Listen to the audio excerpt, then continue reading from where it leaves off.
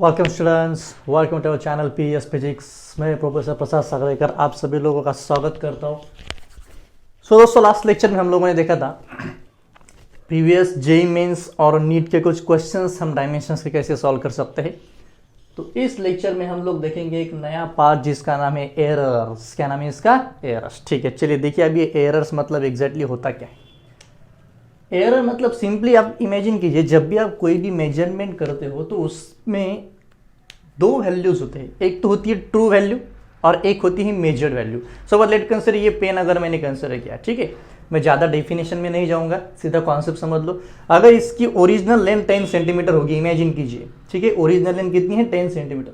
अगर मैंने मेजर की भाई 9.9 सेंटीमीटर, तो जो 9.9 सेंटीमीटर है उसे हम बोलेंगे मेजर्ड वैल्यू, और जो 10 सेंटीमीटर थी उसे हम बोलेंगे ट्रू वैल्यू। दोनों का डिफरेंस मतलब एरर। सिंपल समझ लो, अगर आप 100 मार्क्स का पेपर आप लोगों ने दिया, आपको अगर 99 मार्क्स मिल गए, that 1 mark is the error, भाई गलती से गया होगा। लेकिन अगर आपको 100 में से 60 मार्क्स मिले, that 40 marks is not error, that 40 marks is the mistake. समझ में? अगर डिफरेंस बहुत कम होगा तो उसे हम लोग एरर बोलेंगे, अगर डिफरेंस बहुत ज़्यादा हो गया तो उसे हम एरर नहीं बोल सकते। ठीक है, तो एक होती है मेजर्ड वैल्यू, एक कौन सी वैल्यू होती है? मेजर्ड वैल्यू, और दूसरी एक वैल्यू होती है उसे आप लोग कहेंगे ट्रू वैल्यू। दोनों में जो डिफरेंस आएगा उसे आप लोग बोलेंगे एरर। एरर का सिंपली मीनिंग होता है difference between true value and measured value. True value and measured value दोनों का डिफरेंस ले लो, आपको एरर मिल जाएगी। ठीक है, ओके। एरर के दो टाइप्स होते हैं, एक होती है suppose systematic error, systematic error, और दूसरी होती है उसे हम लोग बोलेंगे रैंडम एरर। पहली कौन सी होती है? सिस्टमैटिक। दूसरी कौन सी होती है? रैंडम। अब ये सिस्टमैटिक एरर मतलब क्या? ये एरर का कॉज हमें पता हो सकता है या इस एरर को हम लोग रिमूव कर सकते हैं। Okay, it is a removable, यानी कि इसे हम लोग रिमूव कर सकते हैं, लेकिन रैंडम एरर को हम रिमूव नहीं कर सकते। अब सिस्टमैटिक एरर मतलब क्या? सपोज आप कुछ मेजरमेंट लेते होंगे, ठीक है, तो इंस्ट्रूमेंट में ही गड़बड़ी आ गई। आपने कॉलेज में देखा होगा, जो भी इंस्ट्रूमेंट होते हैं ना, उसका जो पॉइंटर होता है वो कभी जीरो पे नहीं होता, वो कभी जीरो से बहुत ही पहले होता है या जीरो से बहुत आगे होता है। तो वो आपकी गलती थोड़ी है, वो इंस्ट्रूमेंट की गलती हो गई। ठीक है, तो वो हम इंस्ट्रूमेंट बदल के उसे हम रिमूव कर सकते हैं, लेकिन रैंडम एरर को हम रिमूव नहीं कर सकते। अब सपोज सडनली टेम्परेचर बढ़ गया, पॉइंटर हो ना, थोड़ा बहुत तो एक्सपेंशन होगा उसके, और उसके वजह से जो एरर आएगी उसे हम लोग बोलेंगे रैंडम। आपने रीडिंग लेते टाइम इस तरह से देखा, ठीक है, इस तरह से। एक्चुअली रीडिंग लेने का परफेक्ट वे क्या है? You have to put like this. Okay, यानी कि सीधा स्ट्रेट देखना पड़ेगा, तब जाके आपको समझ में आएगा कि एग्जैक्ट रीडिंग कितनी है। अगर आपने साइड से देखो तो फिर वो शैडो दिखाई देगी। ओके, तो ये जो एरर होती है जिसे हम लोग रिमूव नहीं कर पाते उसे रैंडम एरर बोलेंगे, जिसे रिमूव कर सकते उसे सिस्टमैटिक एरर बोलेंगे। ओके, आपके टेक्स्ट बुक में यह सब दिया है, तो आप एक बार प्लीज इसे पढ़ लीजिए। मैं डेफिनेशन में नहीं जाऊंगा, हम सीधा कॉन्सेप्ट पे आएंगे। अब देखिए, इसके आगे एक और चीज होती है, वो इस तरह से, एक पॉइंट आप लोगों ने सुना होगा, उसे हम लोग बोलोगे एक्यूरेसी। क्या बोलोगे उसे? एक्यूरेसी। और दूसरा एक होता है, उसे हम लोग बोलेंगे प्रिसीजन। अब ये वाली चीज काफी इंपॉर्टेंट है। ये एक्यूरेसी मतलब होता क्या है? ट्रू वैल्यू के ज्यादा से ज्यादा करीब जाना, उसे एक्यूरेसी बोलेंगे। लेट कंसिडर, सपोज हम एक कोई भी चीज है 20 सेंटीमीटर की, ठीक है, उसे मेजर करना है। आप लोगों ने मेजर किया, सपोज आ गया 9.8 सेंटीमीटर, दूसरे किसने तो भी मेजर किया 9.9 सेंटीमीटर, एक ने मेजर किया 9.7 सेंटीमीटर। इसमें से सबसे ज्यादा एक्यूरेट कौन बोलेंगे आप लोग? आप बोलेंगे सर ये 9.9 वाला बहुत ज्यादा एक्यूरेट है। क्यों? बिकॉज वो ट्रू वैल्यू के बहुत पास चला गया। The degree of closeness with which the measured value approaches और reach towards the true value is known as the accuracy. देखो भाई, डेफिनेशन में मत जाओ, सीधा सीधा एक बात समझ में लो ना, कि भाई आप ट्रू वैल्यू के कितने करीब जाओगे। 100 मार्क्स का पेपर है, 99 मोर एक्यूरेट, 98 लेस एक्यूरेट, 97 उससे भी ज्यादा एक्यूरेट, कम एक्यूरेट, 50 गया। So this is the thing, true value के करीब जाना, करीब जाना, करीब जाना, उसे एक्यूरेसी बोलेंगे। तो ये प्रिसीजन क्या होता है? देखिए, प्रिसीजन अलग चीज है। अगर अभी किसी ने रीडिंग ले ली इस तरह से 19.18, ठीक है, 19.18, 2 बोल देंगे। एक ने ली 19.172, एक ने ले ली कुछ तो भी 19. 162। तो एक बात समझ लो, अगर आपने इन दोनों में का डिफरेंस निकाला तो डिफरेंस बहुत ज़्यादा आएगा। देखिए ये 8.0 नहीं है, 19.80, 19.90, तो 10 में यानी कि 0.010 का डिफरेंस आएगा इसमें। प्रिसीजन मतलब क्या होता है, जब भी आप कुछ रीडिंग्स लोगे, दो रीडिंग्स के बीच में अगर डिफरेंस बहुत मिनिमम होगा, यानी कि आपने ली वाली रीडिंग प्रिसाइज होगी। ठीक है, प्रिसीजन का मीनिंग ये नहीं हो सकता कि वो एक्यूरेट होनी चाहिए। अगर किसी ने इस तरह की रीडिंग ले ली 5.12, 15.13, 15.14, हाँ ठीक है, these readings are precise but these are not accurate. हमें चाहिए कितनी थी 20, उसने लाया कितना 15.12, 15.13, 15.14, लेकिन दो रीडिंग्स के बीच में जो डिफरेंस है वो बहुत कम है, इसीलिए हम उसे प्रिसाइज बोलेंगे। हम उसे क्या कहेंगे, प्रिसाइज कहेंगे। ठीक है, तो एक्यूरेसी मतलब ट्रू वैल्यू के पास जाना। तो हर प्रिसाइज रीडिंग एक्यूरेट ही होनी चाहिए, ऐसा कंपलसरी नहीं होता। प्रिसीजन मतलब दो रीडिंग्स के बीच में का मिनिमम डिफरेंस, मिनिमम डिफरेंस। अब फिर से एक बार, अगर 10 सेंटीमीटर चाहिए, एक ने ऐसा लिया 8.7, 8.6, 8.5, तो इसे हम प्रिसाइज बोल सकते हैं, इसे हम एक्यूरेट कहेंगे क्या? नो।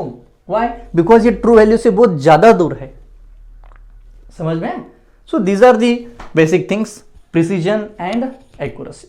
समझ में आप लोगों को? ओके, एक और चीज है, अभी देखिए, ये तो बेसिक चीज हो गई भाई, ये तो सब लोगों को पता ही होती है नॉर्मली। अब हम बेसिक टॉपिक की तरफ आएंगे, इसीलिए मैंने ज्यादा स्पीड से ली ये सभी चीजें, इसकी इतनी ज़्यादा ज़रूरत आप लोगों को नहीं पड़ेगी।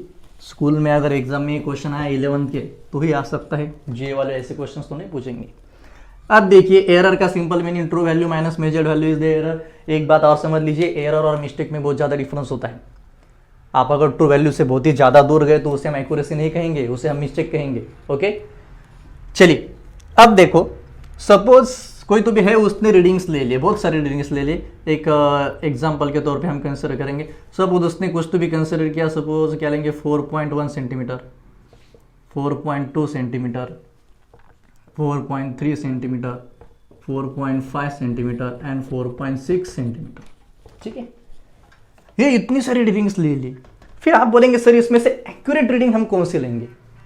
ऐसी रीडिंग जिसे हम बोल सकते कि नहीं सर ये रीडिंग काफ़ी एक्यूरेट है। इसके लिए अगर आपको एक्यूरेट रीडिंग्स चाहिए, एक्यूरेट रीडिंग्स, तो आपको एक चीज करनी पड़ेगी, you have to take the mean. आपको मीन लेना पड़ेगा। क्या लेना पड़ेगा? मीन। अभी मीन मतलब क्या होता है? सपोज इसे हम बोलेंगे x1, इसे x2, ये हो गया x3, ये हो गया x4, ये हो गया x5। चलो लो मीन। मीन का मतलब क्या होता है? सपोज इसे x बार बोल देंगे, x1 plus x2 plus x3 plus x4 plus x5 divided by कितने नंबर से? 5। इसे 5 कर दो। ठीक है, चलो 4.1, 4.2, 4.3, 4.5, 4.6 डिवाइडेड बाय 5। इसे सॉल्व करो, कितना आएगा अभी? टोटल अगर सॉल्व किया तो ये आएगा 3, 6, 4.6 प्लस 4.5 प्लस 4.6 डिवाइडेड बाय 5। इसे पूरा सॉल्व कर दो, कितना आएगा?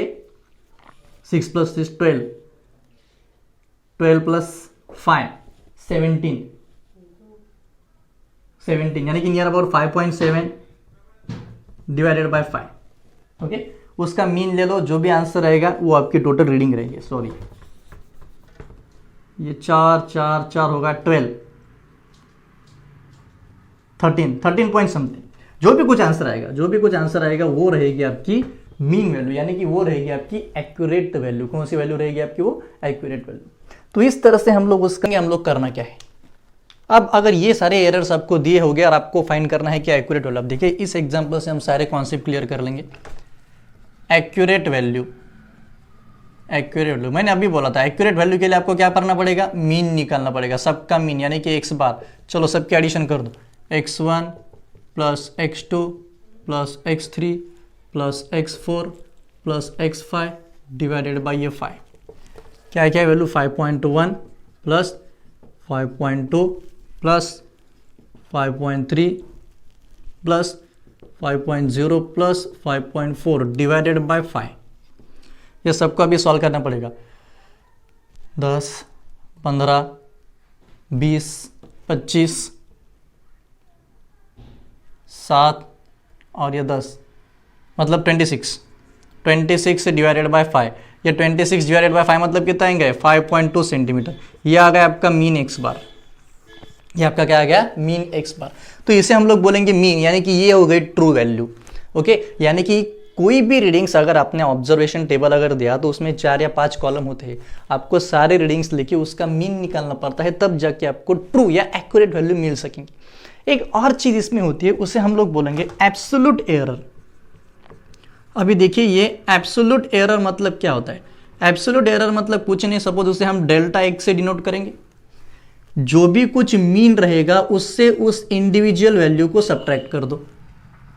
जो भी कुछ मीन आएगा उससे उस इंडिविजुअल वैल्यू को सब्ट्रैक्ट कर दो। यानी कि देखिए अभी अगर हमें निकालना है delta x1, okay, x bar minus x1 कितना है गए, x बार कितना है 5.2 माइनस 5.1। और एक चीज ये हमेशा मॉड में रहेगा, ये हमेशा मॉड में रहेगा, बिकॉज एरर होती है वो कभी निगेटिव में नहीं आएगी। ठीक है, 5.2 माइनस 5.1 ये कितना आ गया 0.1 सेंटीमीटर। डेल्टा x2 करो, कितना आएगा x बार माइनस x2, यानी कि 5.2 माइनस 5.2 यह आ गया सीधा 0 सेंटीमीटर। नेक्स्ट डेल्टा x3 कितना आएगा, x bar minus x3 is equals to 5.2 minus 5.3। अब देखो ये कितना आ गया, ये आ गया माइनस 0.1 सेंटीमीटर, लेकिन उसे हम लोग क्या लिखेंगे 0.1 सेंटीमीटर। क्यों, बिकॉज एरर है भाई, वो माइनस में कैसे आएंगी। उसी प्रकार से डेल्टा x4, उसी प्रकार से डेल्टा x5 सभी कैलकुलेट कर लेंगे। अभी क्या है delta x4 is equal to direct करेंगे अभी 5.2 माइनस क्या है वो 5.0, तो ये कितना आ गया 0.2 सेंटीमीटर। और अब बाकी है डेल्टा x5, वो कितना आएगा 5.2 माइनस 5.4, यानी कि फिर से एक बार 0.2 सेंटीमीटर। तो इसे हम लोग कहेंगे एब्सोल्यूट एरर। इसे हम लोग क्या कहेंगे एब्सोल्यूट एरर। ठीक है, पहले एरर दी थी, उसके बाद में हमने मीन फाइंड कर दिया। मीन में से हर एक इंडिविजुअल वैल्यू को माइनस करते चलो, लेकिन एक कंडीशन, आंसर निगेटिव भी आया तो पॉजिटिव लो, बिकॉज वो मॉड में रहेगा। समझ में आया, बिकॉज वो कभी निगेटिव नहीं होंगी। ओके, अब देखिए नेक्स्ट पॉइंट। अब एक अगला प्रकार होता है, उसे हम लोग बोलेंगे मीन एब्सोल्यूट एरर। देखो धीरे धीरे धीरे धीरे सिचुएशन कैसे चेंज होते जा रहे हैं। आगे क्या रहेगा अभी mean absolute error. Okay, mean absolute error, ये स्पेलिंग तो हर बार गलती होती है, मीन एब्सोल्यूट एरर। ठीक है, चलो ये मीन एब्सोल्यूट एरर का क्या मैटर है देखेंगे अभी। कुछ नहीं, जितनी भी एब्सोल्यूट एरर आए उसका मीन ले लो, यानी कि इस तरह से delta x1, delta x2, delta x3, delta x4 plus delta x5 divided by 5, divided by 5। क्या क्या आएंगे वो 0.1 plus 0 plus 0.1 plus 0.2 plus 0.2 divided by divided by 5। 0.1 0.2 0.4 0.6 0.6 divided by 5। इसे सॉल्व करो, जो भी आएगा वो आपका रहेगा इस तरह से डेल्टा x का बार। इसे भी आप लोग मीन बोल सकते हो, इसे आप लोग क्या बोल सकते हो मीन। तो इस तरह से पहले हमने मीन कैलकुलेट किया, उसके बाद में एब्सोल्यूट एरर कैलकुलेट किया, उसके बाद में मीन एब्सोल्यूट एरर कैलकुलेट किया। मीन मतलब क्या, जितनी भी एरर्स हो गए उसके एडिशन डिवाइडेड बाय उतना नंबर। एब्सोल्यूट एरर मतलब क्या, मीन माइनस हर एक इंडिविजुअल वैल्यू, और सबका एक बार फिर से मीन ले लो, आपको मीन एब्सोल्यूट एरर मिल जाएंगी। समझ में आया सबको। ओके, तो इस तरह से ये पूरी चीजें होती है। इसे आप लोग सॉल्व कीजिए, कितना है गए इसे ऐसे भी लिख सकते हैं ना, 6 divided by 5 into 10 to the power -1, 5 1 जा 5 2 0.12 सेंटीमीटर के आसपास, 0.12 सेंटीमीटर के आसपास इस तरह से है। फिर से एक बार चेक कर लो, 4 6 बराबर है ना सब, 5.4 5.2 यस ठीक, 0.12 सेंटीमीटर इस। ठीक है, चलिए अब हम लोग देखेंगे फ्रैक्शनल एरर और परसेंटेज एरर। फ्रैक्शनल एरर कौन सी एरर बोलेंगे हम लोग इसे? Fractional error. अब फ्रैक्शनल एरर मतलब क्या होता है? It is the ratio of mean absolute error to mean error. समझ में? It is the ratio of mean, यहां पे लिख लेंगे, it is the ratio of mean absolute error, mean absolute error to mean error, to mean error. Mean absolute error and mean error दोनों का ratio अगर आपने लिया तो आपको मिलेगा फ्रैक्शनल एरर। इसे भी आप परसेंटेज एरर भी बोल सकते हो, percentage error. Delta X bar upon X bar into 100, ये मिल गया आपका परसेंटेज में कन्वर्जन। उसको इंटू 100 कर दो, आपको परसेंटेज मिल जाएगा। समझ में आया? ओके, सपोज एक कंसिडर करेंगे, लेंथ है अपने पास कुछ भी 5 प्लस माइनस 0.5 सेंटीमीटर। अगर आपको इसका फ्रैक्शनल एरर फाइंड करना है तो कैसे करेंगे? 0.5 डिवाइडेड बाय 5 इंटू 100, आपको फ्रैक्शनल लेंथ परसेंटेज में मिल जाएंगे। समझ में आया? ओके, ये यल अगर आपने लिया तो इसे कैलकुलेट करो, जो भी आंसर आएगा वो किस में आएगा? परसेंटेज में आएगा। तो इसी प्रकार से होते हैं। देखिए आगे तक हमने 3 चीज़ें पढ़ी।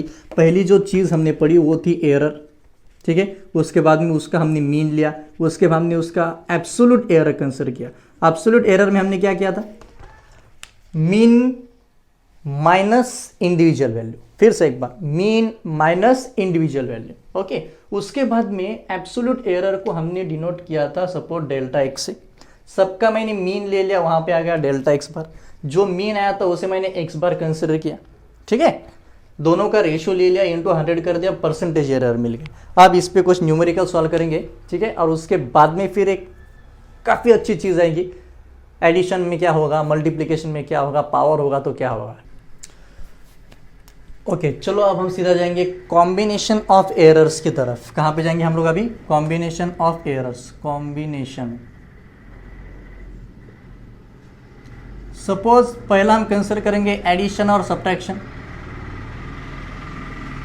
एडिशन और सब्ट्रैक्शन।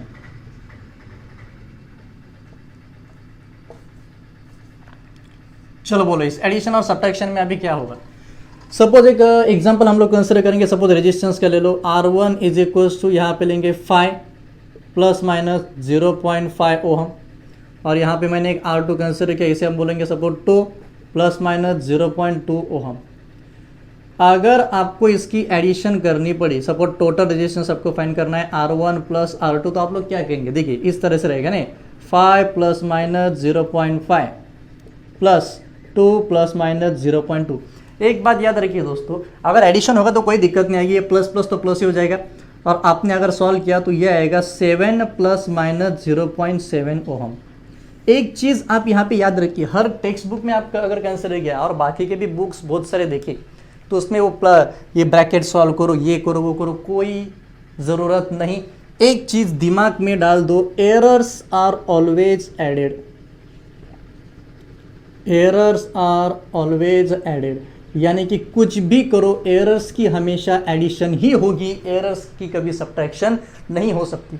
क्यों नहीं हो सकती? एक इमेजिन कीजिए, सपोज एक एग्जांपल कंसिडर किया। अगर मैंने वॉल्यूम लिया, ठीक है, ये इस तरह से अगर हमने एक वॉल्यूम कंसिडर किया, ये एक डब्बा है और दूसरा एक बॉक्स है, इस तरह से ऐसे। ओके, ये पहले हम कंसिडर करेंगे suppose 2 centimetre cube plus minus 0.2 centimetre cube, और ये V2 भी कंसिडर कर लेंगे suppose 3 centimetre cube plus minus 0.3 centimetre, कुछ भी करो।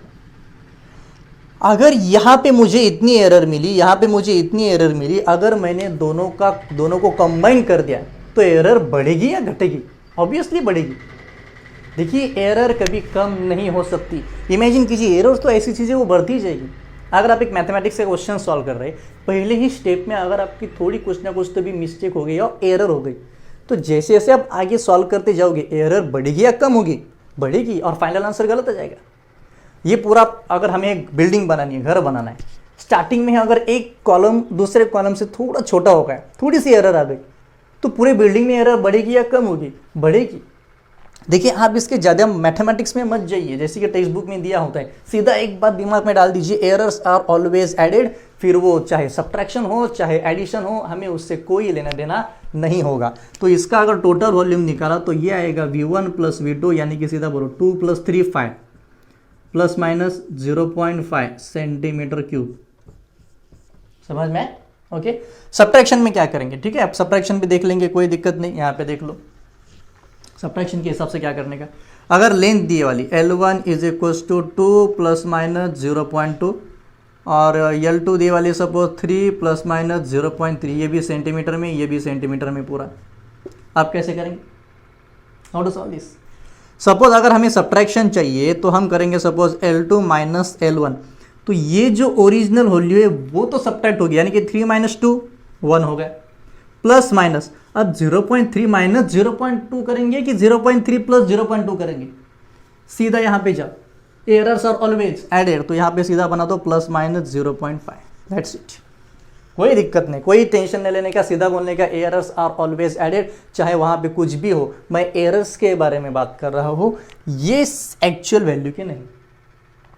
एरर्स का मीनिंग ये प्लस और माइनस क्या इंडिकेट करता है, रेजिस्टेंस की वैल्यू एक तो उतने परसेंट से बढ़ेगी या उतने परसेंट से कम होगी। देखिए मैं आपको बोलता हूँ अभी इंजीनियरिंग के हिसाब से इसे कैसे देखिए, सपोज ये R1 इस तरह से आ गया 5 + माइनस 0.5, तो इसकी परसेंटेज एरर कैसी मिलेंगी, 0.5/5 × 100, तो ये कितना आ जाएगा, ये आ जाएगा 20, तो ये हो गया 5 × 2, यानी कि ये हो गया 10%। तो उसका रिप्रेजेंटेशन हम लोग ऐसे करेंगे, 5 + माइनस 10%, 5 ± 10%, यानी कि एक तो 10% ज़्यादा, नहीं तो 10% कम।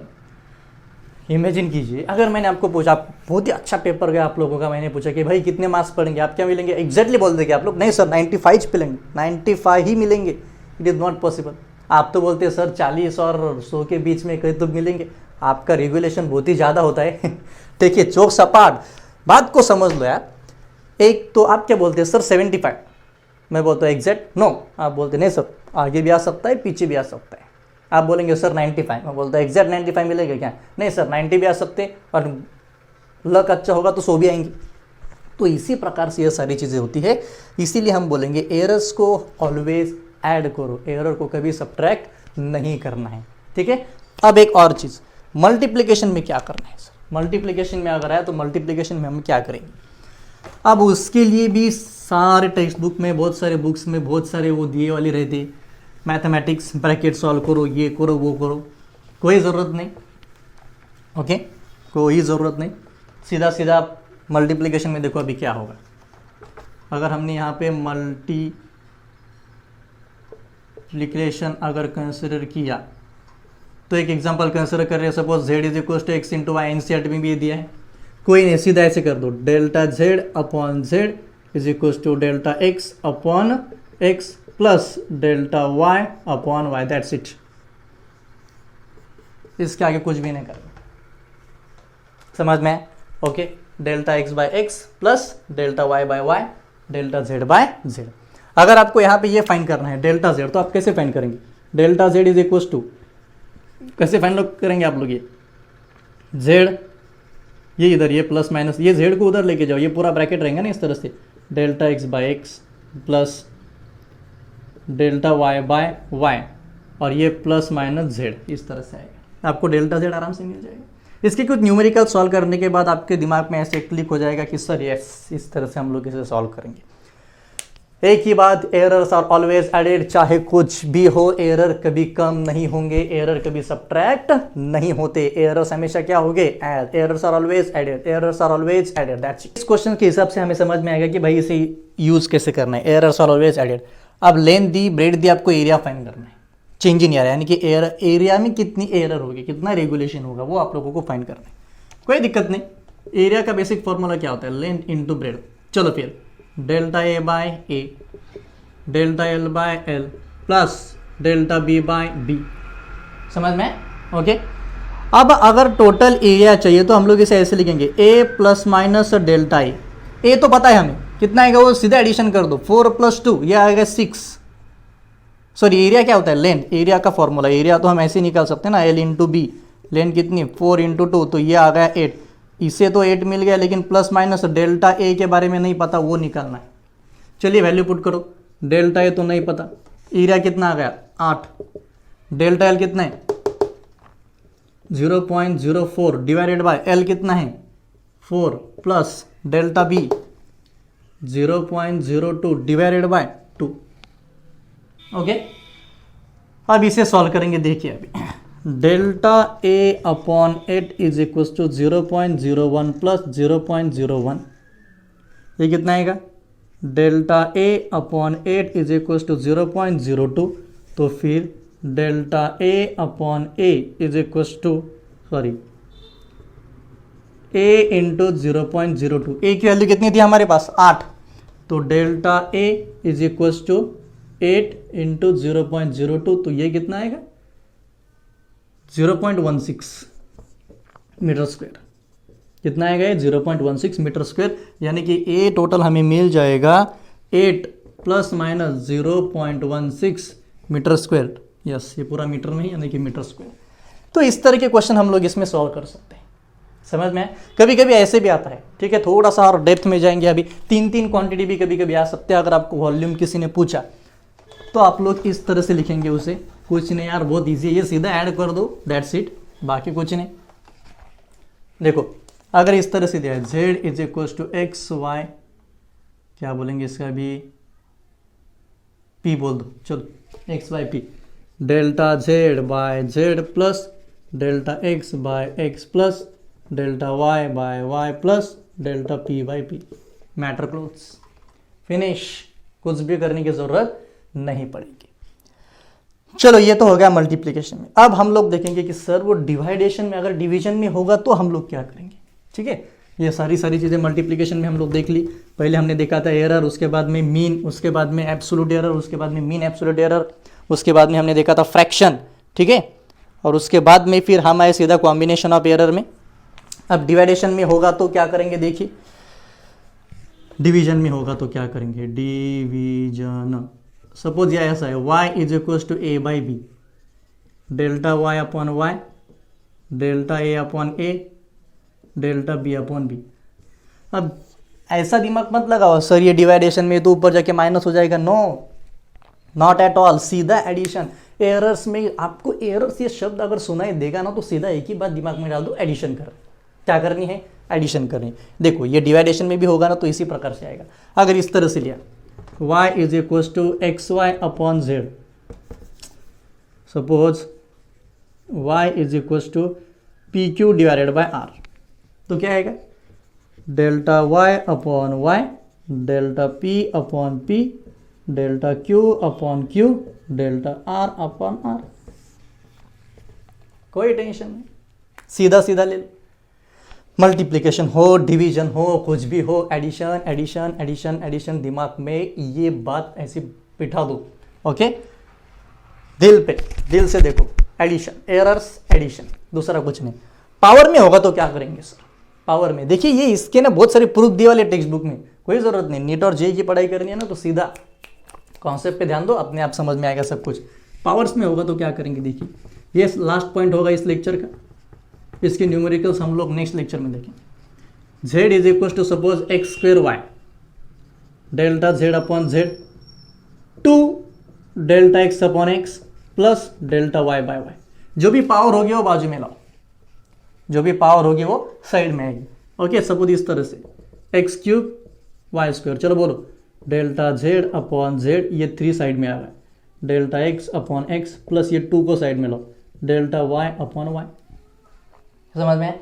अब एक और चीज, sir z is equal to X cube Y square divided by R square. अब क्या करें, अब क्या करें, देखो कोई टेंशन नहीं, चलो delta z upon Z is equal to 3 delta x upon X plus ये पावर 2 साइड में 2 delta y upon Y plus ये 2 भी साइड में 2 delta r upon r। Clear? Okay, तो ये काफ़ी इंपॉर्टेंट लेक्चर था दोस्तों। एडिशन में क्या करना है, मल्टीप्लिकेशन में क्या करना है। हाँ, अगर आपको ये चाहिए कि सर ये फॉर्मूले आए कहाँ से, तो इसके लिए भी मैं एक वीडियो बना दूंगा, कोई दिक्कत नहीं उसमें। उसमें फिर वो ब्रैकेट सॉल्व करो, ये करो, उसको निगलेक्ट करो, ठीक है। तो झंझट बढ़ती जाती है, इसके वजह से सीधा सीधा याद रखो। ओके, मल्टीप्लिकेशन हो, डिवीजन हो, पावर अगर होगी तो पावर को साइड में फिर से एक बार plus, division plus, multiplication plus, बाकी दूसरा कोई टेंशन लेने की जरूरत नहीं रहेंगे। ठीक है, तो ये पूरा वीडियो एक बार देख लीजिए। नेक्स्ट वीडियो में हम लोग इसके न्यूमेरिकल सॉल्व करेंगे। This is very very very much important video. If you like this video please share and subscribe करना मत भूलिए दोस्तों। Your one subscribe means a lot to us, it gives confidence to us to make the new much more what we say the tremendous content videos. ठीक है, so thank you, have a nice day.